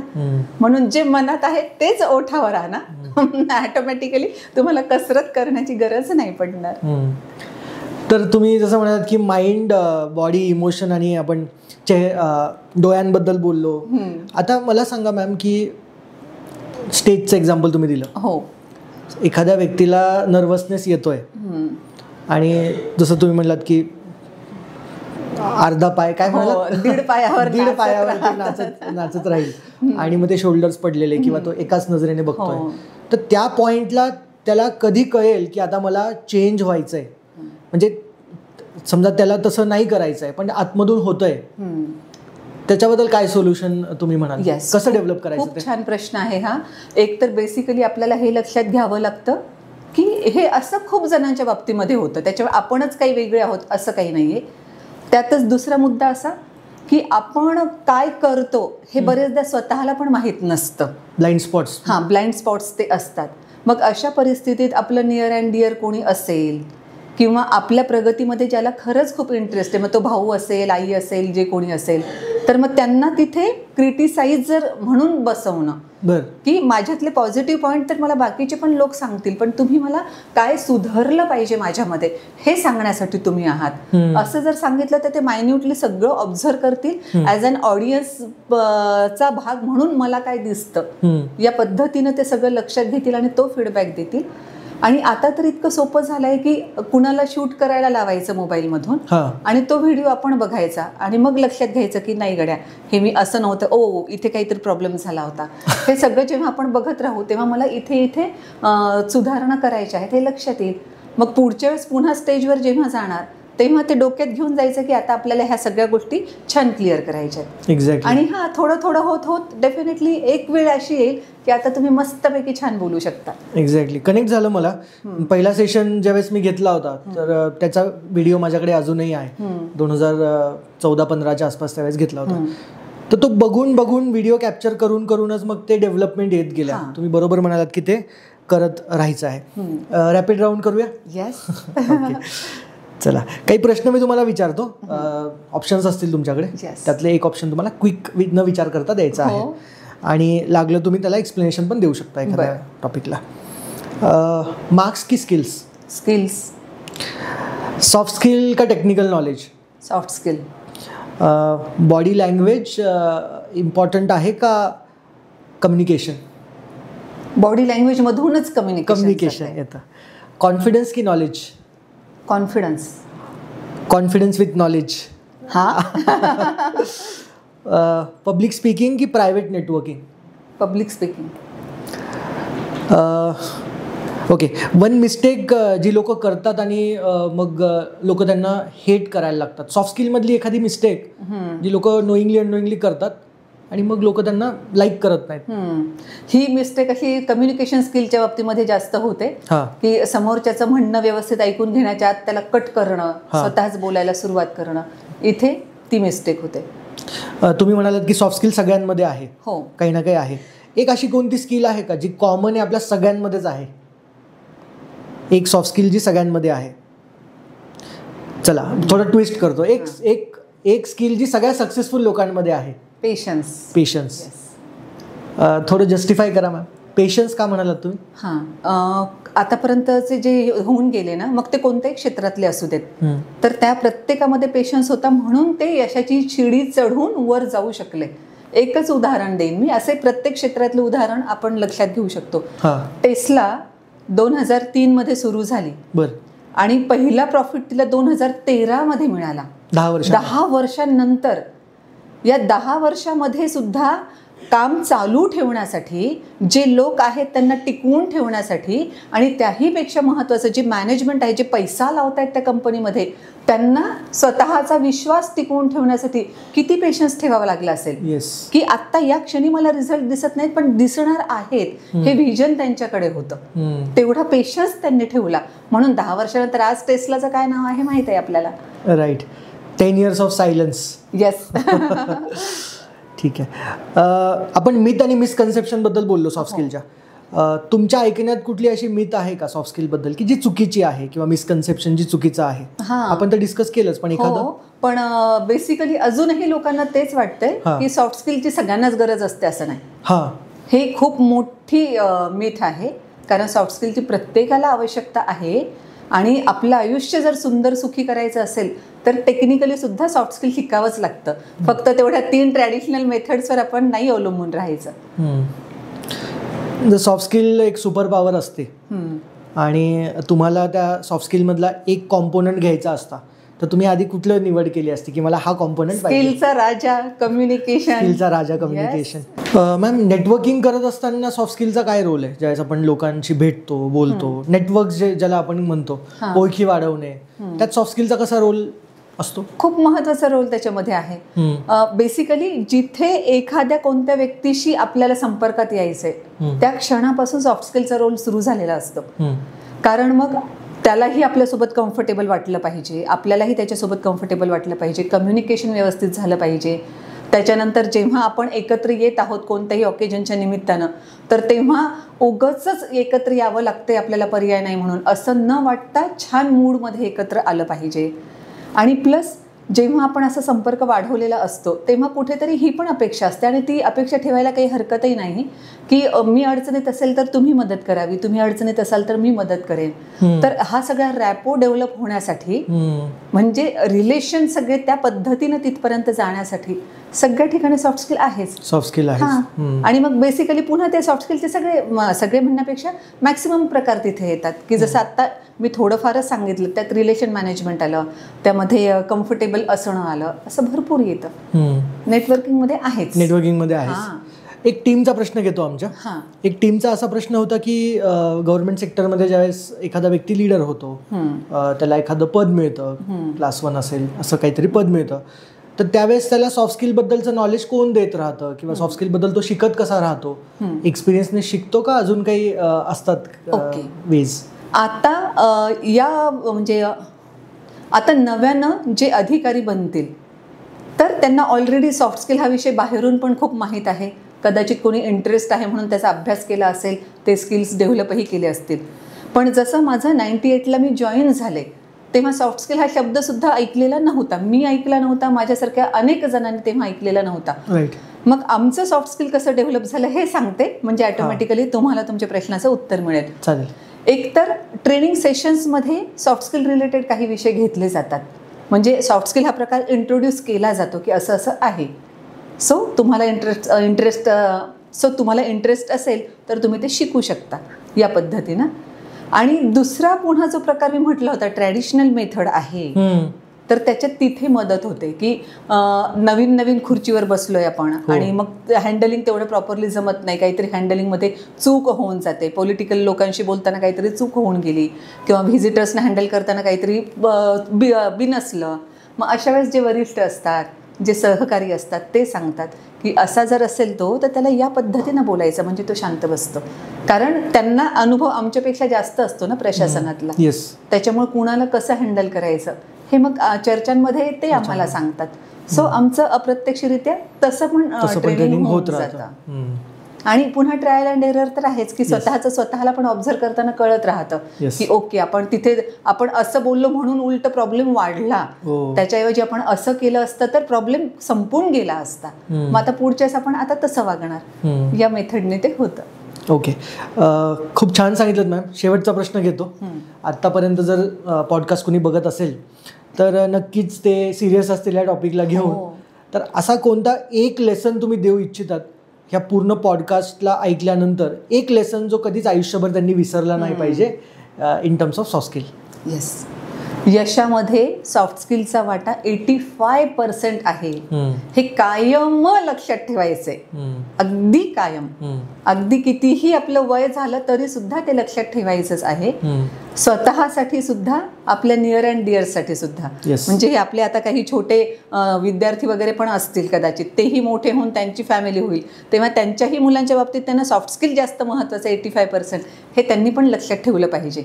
अदरवाईज आपल्याला आता जसं दिसतं की बरेच आई वडिलांचं प्रेशर मुलांवर असतं, मार्क तुला कमी कसं काय पडले, मग कुठेतरी मी जर नापास झाले किंवा झालो तर मग पुन्हा आई वडील मला खूप मारतील, त्याच्यापेक्षा आत्महत्या केलेली बरी म्हणून विद्यार्थी दुर्दैवानं आत्महत्या करतात. हे सगळं टळू शकतं. 85% महत्वाचे हे लक्षात घ्यायचं. आणि त्या अनुषंगानं एलॅबोरेट करताना अजून मी एक सांगू इच्छिते की बरेचदा असं होतं ना की कॉन्ट्राडिक्टरी काही कन्सेप्ट आपल्याला दिसतात, मग हे खरं की ते खरं, तर त्यामध्ये फाईन लाईन कोणती आहे ते लक्षात आणून देणं आणि खरंच कसं वागायचं हे लक्षात आणून देणं हे पण काम सॉफ्ट स्किल करतं. उदाहरण देते की एकीकडे आपण काय म्हणतो, महापुरे झाडे जाते तेथे लव्हाळे वाचते. म्हणजे एवढा मोठा महापूर येतो, मोठमोठाले झाडं उन्मळून जातात. का उन्मळतात? कारण ते ताठ तसेच उभे राहिलेले असतात.